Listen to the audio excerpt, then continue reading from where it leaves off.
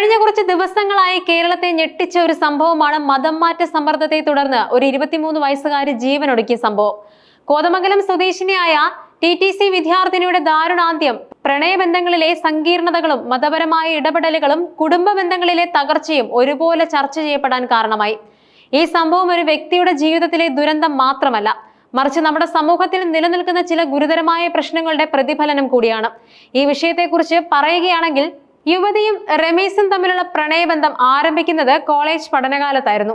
BA Malayalam ക്ലാസ്സിലെ സഹപാഠിയായിരുന്ന ഇരുവരും തമ്മിലുള്ള ബന്ധം ആഴത്തിലുള്ളതായിരുന്നു എന്ന് വാർത്തകളിൽ നിന്ന് മനസ്സിലാക്കാം. പഠിക്കാൻ മിടുക്കിയായിരുന്ന യുവതി ഡിഗ്രി തോറ്റ കാമുകനെ ഒരു വർഷം കാത്തിരുന്ന് പഠിപ്പിച്ച് ജയിപ്പിച്ചത് ആ ബന്ധത്തിന്റെ ആഴം വ്യക്തമാക്കുന്നുമുണ്ട്. എന്നാൽ ആ ബന്ധം പ്രണയത്തിൽ നിന്ന് വിവാഹത്തിലേക്ക് കടക്കാൻ ശ്രമിച്ചപ്പോഴാണ് മതപരമായ കാര്യങ്ങൾ ഒരു തടസ്സമായി ഉയർന്നു വരുന്നത്. മതം മാറാൻ റമീസും കുടുംബവും യുവതിയെ നിരന്തരം നിർബന്ധിച്ചു. ഇവിടെ ശ്രദ്ധേയമായ ഒരു കാര്യം റമീസിന്റെ കുടുംബത്തിന്റെ പശ്ചാത്തലമായിരുന്നു.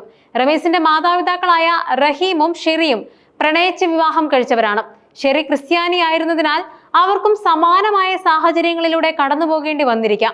എന്നിട്ടും സ്വന്തം മകൻ ഒരു പെൺകുട്ടിയെ മതം മാറ്റാൻ നിർബന്ധിക്കുമ്പോൾ അവർ അതിന് കൂട്ടുനിൽക്കുന്നത് വളരെ വിചിത്രമായ ഒരു കാര്യമാണ്.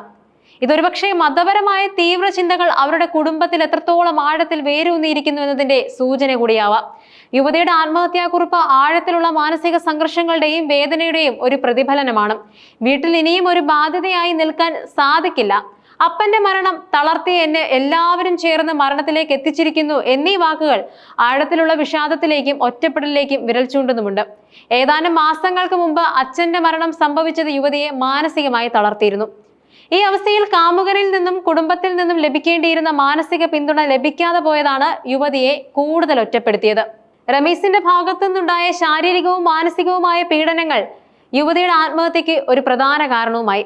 വിവാഹം രജിസ്റ്റർ ചെയ്യാമെന്ന് വിശ്വസിപ്പിച്ച് വീട്ടിലേക്ക് കൊണ്ടുപോയതിനു ശേഷം മതം മാറാൻ നിർബന്ധിക്കുകയും അതിന് വഴങ്ങാതെ വന്നപ്പോൾ ക്രൂരമായി മർദ്ദിക്കുകയും ചെയ്തതായി പോലീസ് പറയുന്നുണ്ട്. റമീസിന്റെ ഈ പ്രവർത്തികൾ വെറും പ്രണയവഞ്ചന മാത്രമല്ല, ഒരു വ്യക്തിയെ മാനസികമായി തകർത്ത് കളയുന്ന തരത്തിലുള്ള ക്രൂരമായ പീഡനമായിരുന്നു. റമീസിന് മറ്റൊരു ബന്ധം ഉണ്ടായിരുന്നതിന്റെ തെളിവുകൾ യുവതിയുടെ കൈവശം ഉണ്ടായിരുന്നു എന്ന സുഹൃത്തിന്റെ വെളിപ്പെടുത്തലും ഈ ബന്ധം പ്രണയത്തിന്റേത് മാത്രമായിരുന്നില്ലെന്നും യുവതിയെ ചൂഷണം ചെയ്യാനുള്ള ഒരു തന്ത്രം കൂടിയായിരുന്നു എന്നും സംശയം ജനിപ്പിക്കുന്നുണ്ട്. ഈ കേസിന്റെ അന്വേഷണം കേവലം ഒരു ആത്മഹത്യാ കേസിൽ ഒതുങ്ങാതെ ഇതിന് പിന്നിലുള്ള എല്ലാ വശങ്ങളിലേക്കും കടന്നു ചെല്ലേണ്ടത് അത്യാവശ്യമാണ്. പോലീസിന്റെ പ്രത്യേക അന്വേഷണ സംഘം റമീസിന്റെയും അവന്റെ കുടുംബാംഗങ്ങളെയും ചോദ്യം ചെയ്യുന്നത് ശരിയായ ദിശയിലുള്ള ഒരു നീക്കമാണ്. റമീസിന്റെ കുടുംബാംഗങ്ങൾക്ക് ഈ കുറ്റകൃത്യത്തിൽ എത്രത്തോളം പങ്കുണ്ട്, മറ്റു ബന്ധുക്കൾക്ക് ഇതിൽ പങ്കുണ്ടോ എന്ന സഹോദരന്റെ ആരോപണവും ഗൗരവമായി കാണേണ്ടതുണ്ട്. റമീസിന്റെ മുൻകാല ക്രിമിനൽ പശ്ചാത്തലവും അന്വേഷണത്തിന്റെ ഭാഗമാക്കണം. അനാശാസ്യ കേസുകളും മദ്യപിച്ച് വാഹനം ഓടിച്ചതിനും കഞ്ചാവ് കേസുകളിലും പ്രതിയായിട്ടുള്ള ഒരാൾക്ക് ഒരു പെൺകുട്ടിയെ ഇത്തരത്തിൽ ചൂഷണം ചെയ്യാൻ കൂടുതൽ എളുപ്പമായിരിക്കും. ഈ കേസുകൾ തമ്മിൽ എന്തെങ്കിലും ബന്ധമുണ്ടോ എന്നും പരിശോധിക്കേണ്ടതുണ്ട്. ഈ സംഭവം രാഷ്ട്രീയ ശ്രദ്ധ നേടിക്കഴിഞ്ഞിരിക്കുന്നു.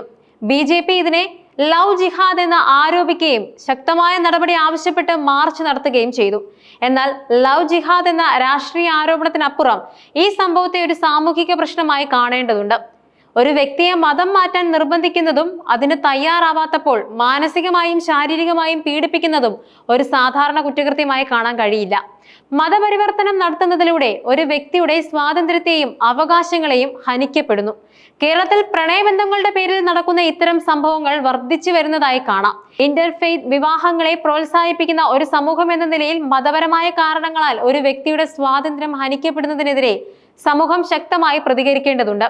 ഈ വിഷയത്തിൽ രാഷ്ട്രീയ കക്ഷികളുടെ ഇടപെടൽ നീതി ഉറപ്പാക്കാൻ സഹായിക്കുമെങ്കിൽ പോലും ഈ പ്രശ്നത്തെ മതപരമായി മാത്രം സമീപിക്കുന്നത് കൂടുതൽ സങ്കീർണതകൾക്ക് കാരണമാകും. ഈ ദുരന്തം ഒരു സമൂഹം എന്ന നിലയിൽ നമ്മെ ഒരുപാട് ചോദ്യങ്ങൾ ചോദിക്കാൻ പ്രേരിപ്പിക്കുന്നുണ്ട്. പ്രണയബന്ധങ്ങളിൽ മതത്തിന് എന്ത് സ്ഥാനമാണ് നൽകേണ്ടത്? ഒരാളെ മതം മാറ്റാൻ നിർബന്ധിക്കുന്നത് ശരിയാണോ? മാനസികമായി തളർന്നിരിക്കുന്ന ഒരു വ്യക്തിക്ക് സമൂഹം നൽകുന്ന പിന്തുണ എത്രത്തോളമുണ്ട്?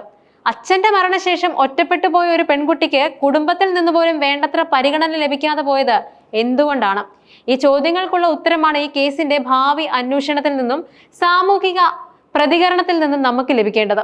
അവസാനം പ്രണയത്തിന്റെ പേരിൽ ഒരു വ്യക്തിയുടെ ജീവിതം നഷ്ടപ്പെട്ട ഈ സംഭവം ഭാവിയിൽ ഇത്തരം ദുരന്തങ്ങൾ ആവർത്തിക്കാതിരിക്കാൻ സമൂഹത്തിൽ തുറന്ന ചർച്ചകൾക്കും അവബോധത്തിനും വഴിയൊരുക്കേണ്ടതുണ്ട്.